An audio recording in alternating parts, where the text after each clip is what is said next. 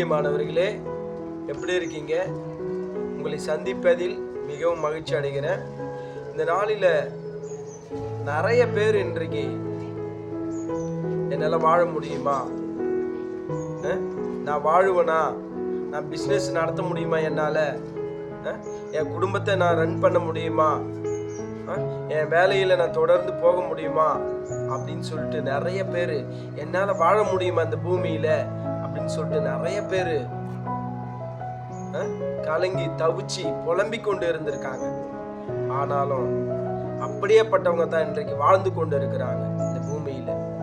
ஆமாம் பிரியமானவர்களே, இந்த நாளில் எத்தனை பேர் இன்றைக்கு அப்படியாக புலம்பிக் கொண்டு இருக்கிறீங்க? நிறைய பேர் நான் எப்படி வாழ போறேன்னு தெரியல, நான் எப்படி இந்த பிஸ்னஸ் நடத்த போறேன்னு தெரியல அப்படின்லாம் சொன்னவங்க இன்னைக்கு டாப் லெவல்ல போயிட்டு இருக்கிறாங்க. இன்னைக்கு ஏசப்பா கிருபையினால இன்னைக்கு எல்லாரும் சாட்சி சொல்ற லெவலுக்கு இன்னைக்கு ஆண்டவரை நம்பி நான் இறங்கினேன், இன்றைக்கு எல்லாம் ஆசீர்வாதமா இருக்குது அப்படின்னு சொல்ற அளவுக்கு சாட்சியா பல பேர் மத்தியில நீங்க போய் சாட்சியா சொல்ற அளவுக்கு இன்றைக்கு நிறைய பேர் வாழ்ந்துகிட்டு இருக்காங்க. இந்த நாளிலும் இந்த எரேமியா 17ஆம் அதிகாரத்துல 7ஆம் வசனம் 8ஆம் வசனம், இந்த 2 வசனமும் என்ன சொல்லுதுன்னா, கர்த்தர் மேல் நம்பிக்கையா இருந்து கர்த்தர் மேல் நம்பிக்கை வைத்து கர்த்தரை தன் நம்பிக்கையாக கொண்டிருக்கிற மனுஷன் பாக்கியவான். ஆமா பிரியமானவர்களே, கர்த்தர் மேல் நம்பிக்கை வைத்து கர்த்தரை தன் நம்பிக்கையாக கொண்டிருக்கிற மனுஷன் பாக்கியவான் என்று வேத வசனம் சொல்லுது. அவன் தண்ணீர்கள் அண்டையில் நாட்டப்பட்டதும் கால்வாய் ஓரமாய் தன் வேர்களை விடுகிறதும் உஷ்ணம் வருகிறதை காணாமல் இலை பச்சையா இருக்கிறதும் மழை தாட்சியான வருஷங்களிலும் வருத்தமின்றி தப்பாமல் கனி கொடுக்கிறதுமான மரத்தை போல் இருப்பான். ஆமா பிரியமானவர்களே, இந்த நாளில கர்த்தர் மேல் நம்பிக்கை வைத்து அவரே தன் நம்பிக்கையாக வைத்திருக்கிற மனுஷன் இந்த நாளில பாக்கியவானா இருப்பான். இந்த நாளில நீங்கள் புலம்பிக் கொண்டு இருக்கீங்களா? எப்படி என் குடும்பத்தை ரன் பண்ண போறேன், எப்படி என் பிள்ளைகளை வளர்க்க போறேன், எப்படி நான் வீடு வாங்க போறேன், எப்படி நான் வீடு கட்ட போறேன், எப்படி என் பிள்ளைகளை வளர்க்க போறேன், எனக்கு எப்படி வேலை கிடைக்கும் அப்படின்னு சொல்லிட்டு இன்றைக்கு எவ்வளோ பேர் புலம்பிக் கொண்டு இருக்கீங்களா? நீங்க தான் வரக்கூடிய நாட்களில் எல்லாவற்றையும் பெற்று வாழ போறீங்க.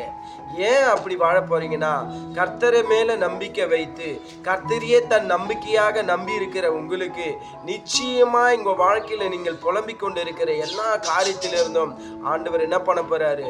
விடுதலை தர போறாரு. நீங்க நிச்சயமா வாழுவீங்க, நிச்சயமா நீங்க ஆசீர்வதிக்கப்படுவீங்க. நிச்சயமா ஒரு நீர்க்கால்களின் ஓரமாய் ஒரு மரம் இருந்துச்சுன்னா அந்த மரம் எப்படி தெரியுமா இருக்கும்? எப்பயுமே பச்சையா இருக்கும். அந்த மரத்தடியில போயிட்டு கொஞ்ச நேரம் இளைப்பாறலாம், அந்த மரத்தடியில போயிட்டு கொஞ்சம் உட்காரலாம், கொஞ்ச நேரம் அங்க போய் விளையாடலாம் அப்படின்னு சொல்லிட்டு விரும்புவாங்க. ஏன்னு கேட்டா அந்த மரத்து கீழே அழகா, அந்த பச்சையான அந்த மரத்து கீழே நிழல் அழகா இருக்கும், ஜில்லுன்னு இருக்கும். அதே போல எவ்வளோ வெயில் காலம் வந்தாலும் அந்த மரம் என்ன ஆகாது? காய்ந்து போகவே போகாது. அதே போல தான் உங்கள் வாழ்க்கையும். நிறைய பேர் நினைப்பாங்க, கொஞ்ச நாளைக்கு தான், இவங்க கொஞ்ச நாளைக்கு தான், இவங்க பிஸ்னஸ் கொஞ்ச நாளைக்கு தான், இவங்க வேலை இல்லை. உங்களுக்கு ஆண்டவராகிய இயேசு கிறிஸ்து அந்த நீர்க்கால்கள் ஓரமாய் நடப்பட்ட அந்த மரத்தை போல, அந்த தண்ணீர் கண்டால் அண்டையில் இருக்கிற மரத்தை போல நீங்கள் நல்லா செழிப்பாக வளருவீங்க. நீங்கள் செழிப்பாக இருக்கும்படி ஆண்டவர் உதவி செய்வார். ஏன் நீங்கள் செழிப்பாக இருப்பீங்கன்னா, ஆண்டவர் மேல நம்பிக்கை வைத்து அவரே தன் நம்பிக்கையாக கொண்டு இருக்கும் பொழுது நிச்சயமா நீங்க என்ன பண்ணுவீங்க? பச்சையான மரத்தை போல இருப்பீங்க, கனி கொடுக்கிறவர்களா இருப்பீங்க. இவ்வளவு நாளா நீங்க கனி கொடுக்காத இருந்திருப்பீங்க. இன்றைக்கு இந்த வார்த்தையின் மூலமா இந்த எரேமியா 17ஆம் அதிகாரம் 7ஆம் வசனம் 8ஆம் வசனம், பச்சையான மரத்தை போல இருப்பீங்க, கனி கொடுக்கிறவர்களா இருப்பீங்க. நிச்சயமா நீங்க கனி கொடுப்பீங்க. உங்களுக்கு மாத்திரம் இல்லை, உங்களை சுற்றி இருக்கிற ஒவ்வொருவருக்காக நீங்கள் என்ன பண்ணுவீங்க? கனி கொடுக்குற பிள்ளைகளாக மாற போகிறீங்க. ஆமாம், இதெல்லாம் நீங்கள் கனி கொடுக்கணும். நீங்கள் பச்சையான மரத்தை போல் இருக்கணும். அந்த வெயில் வந்தால் கூட காய்ந்து போகாத ஒரு மரத்தை போல் இருக்கணும். இப்படியாப்பட்ட வாழ்க்கை நான் வாழணும் அப்படின்னு நினச்சிங்கன்னா நிச்சயமாக நீங்கள் யாரை நம்பணும்? ஆண்டவராகிய இயேசு கிறிஸ்துவை நம்பணும், அவர் மேலே நம்பிக்கை வைக்கணும். அவர் மேலே நீங்கள் நம்பிக்கை வைக்கும்போது நிச்சயமாக நீங்கள் என்ன பண்ண முடியும்?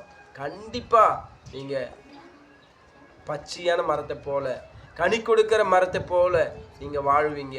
ஆமாம், இந்த வீடியோ பார்த்து கொண்டு இருக்கிற நீங்கள் எங்கே இருந்தாலும் சரி, இந்த வார்த்தையை நம்பி, இந்த வார்த்தை மேலே நம்பிக்கை வைத்து நீங்கள் தேவனை தேடி எந்த காரியத்தையும் நீங்கள் செய்யும் பொழுது நிச்சயமாய் நீங்கள் ஒரு பச்சையான மரத்தை போல செழுமையான வாழ்க்கையை நீங்கள் வாழ முடியும். ஆமாம், கண்களை மூடி ஜெபிக்கலாமா? கனி கொடுக்க போகிறீங்க. இவ்வளோ நாளாக கனி கொடுக்காத இருந்த நீங்கள் இந்த வார்த்தையை கேட்டு இன்று முதல் நீங்கள் கனி கொடுக்கிறவர்களாக மாற போகிறீங்க. தேவன் உங்களை மாற்ற வைக்க போகிறார். கண்களை மூடி ஜெபிக்கலாமா? பிதாவாகிய தேவனே, நன்றியோடு துதிக்கிறோம், ஸ்தோத்திரிக்கிறோம். இந்த ஆசீர்வதிக்கப்பட்ட நல்ல நாளுக்காய் நன்றியோடு துதிக்கிறோம்.